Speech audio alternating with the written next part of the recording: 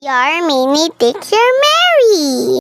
Pag-aralan natin ang titig B na may kasamang patinig. Ano nga ba ang mga patinig?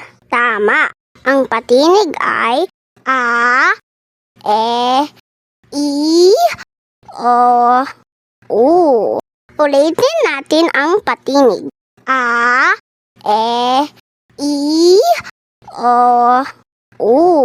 Ano naman ang tunog ng titik B? Tama! Ang tunog ng titik B ay B. Ulitin natin. B. Pagsamahin na natin ang patinig at titik B. Kapag ang B sinamahan ng A, magiging ba. Ulitin natin. B plus A, magiging ba. Magaling!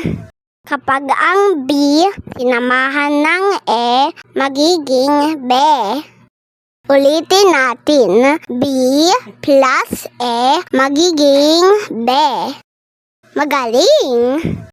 Kapag ang B sinamahan ng I, magiging B. Ulitin natin. B plus I, magiging B. Magaling! Kapag ang B sinamahan ng O, magiging bo. Ulitin natin. B plus O, magiging bo. Magaling! Kapag ang B sinamahan ng U, magiging bu. Ulitin natin. B plus U, magiging bu. Magaling! Meron na tayong ba, be, bi, bo, bu. Ulitin natin. Ba, be, bi, bo, bu. Magaling! Sunod naman, A plus ba, magiging aba. A, ba, aba. A plus bo, magiging abo.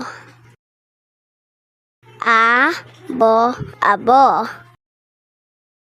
I plus ba, magiging iba. I, ba, iba. U plus be, magiging ube. Ube, ube. U plus bo, magiging ubo. Ubo, ubo. Bu plus o, magiging buo. Bu, o, buo. Ba plus ba, magiging baba. Ba, baba. B plus ba, magiging biba. Biba, biba. B plus be, magiging bibe. Bibe, bibe.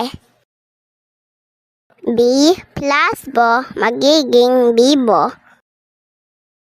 Bibo, bibo.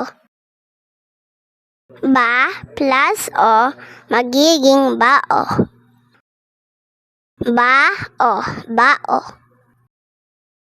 Ba plus ba plus e, magiging babae. Ba-e, babae. I plus ba, magiging ibaba. Ibaba, ibaba. Bu plus o, magiging bubuo. Bu-o, bubuo. Magaling mga bata! Huwag kalimutan mag-subscribe. Salamat sa susunod ulit!